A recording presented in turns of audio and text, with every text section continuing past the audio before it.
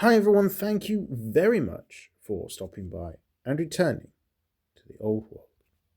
Games Workshop have released FAQ and errata version 1.3 looking at Warhammer the Old World.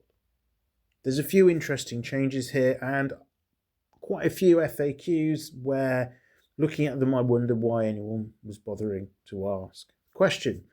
An example of this being, if a unit needs to wheel during a charge, do you have to take that into account for the distance? It seems fairly straightforward that the answer would be, well, yes, of course you would. And I can't see why people would ask that, and I've certainly not seen anyone asking that particular question online or locally. So what follows is going to be me picking out a few, really, I think, of the main changes, or the ones where I feel most able to discuss and see where we go from there. We're going to start off from the 3 documents that have been released with the errata document for the main rulebook. And we start with something pretty big. Changes to the way that cannon work.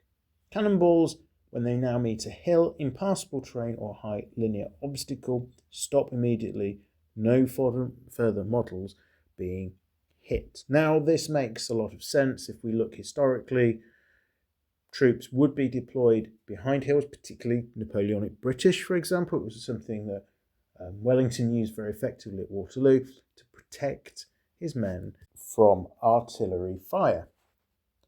However, it does mean that cannons are therefore going to be significantly weaker because there's going to be large parts of the battlefield the cannonballs simply cannot reach.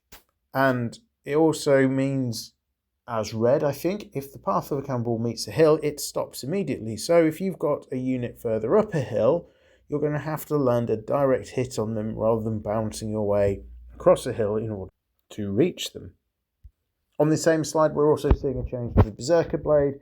So in the Big Teal book, this was a weapon that gave you Frenzy. That's now been replaced by a bonus attack and Impetuous. So you're only making that charge you might not want to make on a 4-up as opposed to always having to give it a go. Turning to the FAQ section, one of the ones I did find a little bit interesting is that when a unit charges an enemy defending a low linear obstacle, do they get to use any impact hits or stomp attacks? No, they can't. You need to be in base contact. So this is something that's really worth bearing in mind for things like steam tanks, which are really, really relying on a mixture of those impact hits and its stomps. So defending a wall really neuters the effect of one of those war machines and is interesting confirmation. On that subject, I think that the FAQ confirming that a model with Armor Bane X amongst its special rules will always apply those to impact hits and stomp attacks as well. I can't remember off the top of my head, but I'm fairly sure there's units listed with those rules that don't have them specifically listed against the stomp attacks or the impact hits. So it's good to get that confirmation and we know where we stand on that one. Another interesting one for me is that War Beasts and Swarms, whilst they normally fear models with flaming attacks, those with immune to psychology do not get the benefit of that when it comes to fearing flames. So your Swarm will always fear something causing with flaming attacks. I think that's quite interesting because it does mean there is an exception to that immune to psychology rule, and I think that is worth calling out.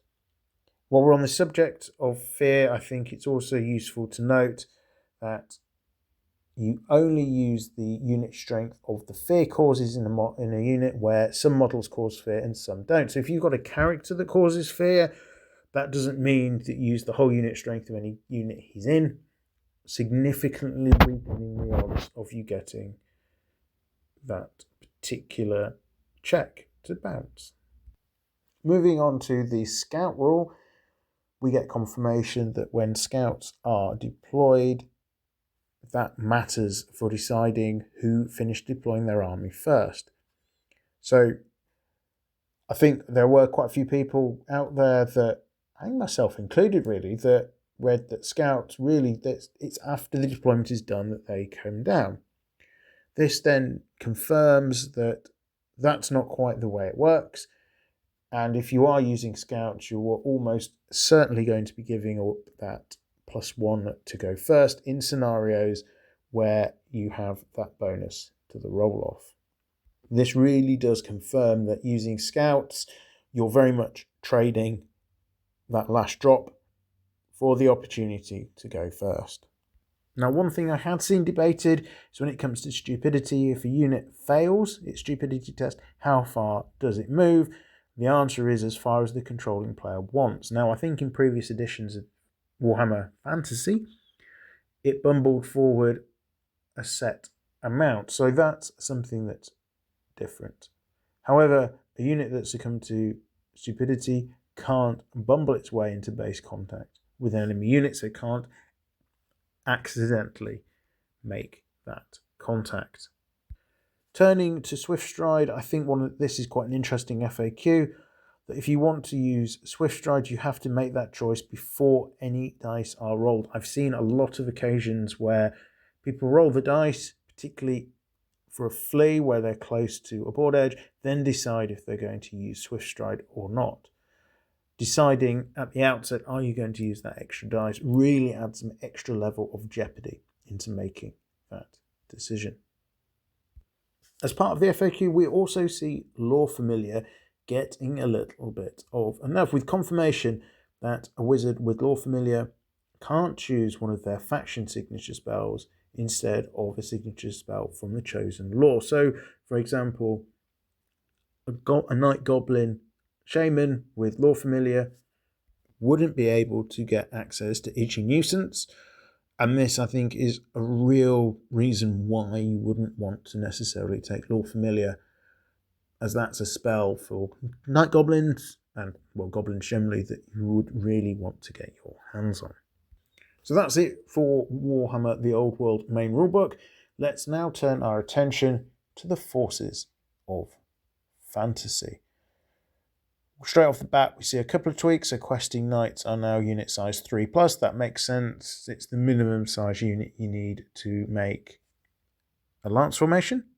Now, I don't actually have the Dwarf Mountain Hold or Bretonnian arcane journals, so I'm not really able to comment on the changes there. I've never seen those original lines, so I can't really give you an informed comment on those. But now I can turn to the FAQs. I think for me, what I do find interesting in the FAQs is confirmation that if a unit in lance formation, so a Bretonnian unit, is countercharged, it doesn't blunt the lance formation.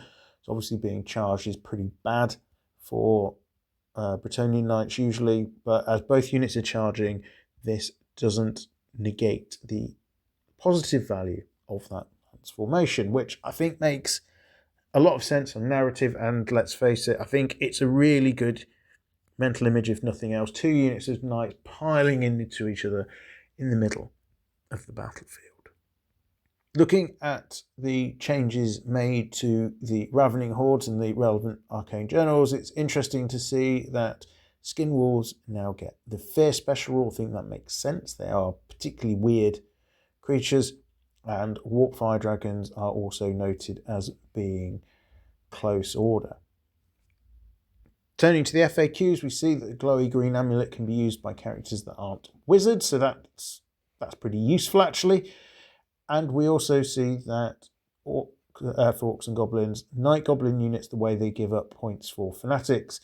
The Fanatics themselves don't give up points, but if you take out the parent unit, you get the points for all of the Fanatics on the table anyway. Given how difficult Fanatics are to get rid of, I think this does seem quite a sensible confirmation. I also found quite interesting that for a unit of boar boys, if they have the big gun special rule, that applies to their boars as well. I wouldn't have necessarily thought that. I thought it would perhaps only apply to the rider. There is a note that the strength characteristics of big guns is modified whilst they're engaged in combat. impact hits are made using the unmodified strength characteristic. So an interesting little piece just there. There are a number of other changes and clarifications that are across the documents, which are available from download on the Warhammer community website, warhammer-community.com. As I said at the intro to this video, these are just the ones that particularly dragged my attention. And let's face it, if I wanted to talk through line by line all of the changes that have been made, probably be here for most of the day. But overall, I think there's some interesting changes. I think the Empire on the receiving end of a few clarifications which definitely don't do them any favours, which is a little bit of a shame when they are one of the weaker factions already. With the Arcane Journal Empire just dropping, perhaps you would be hoping that they'd be getting a little bit of a lift. I don't think that's necessarily the case. But I hope you've enjoyed this quick run through of some of the more significant, in my view, changes. If you think some of the other changes are more important, or in fact some of the ones I've picked up on don't matter at all, do let me know down in the comments below. Once again, thank you very much for listening to this video. I am Return to the Old World. Have a great day.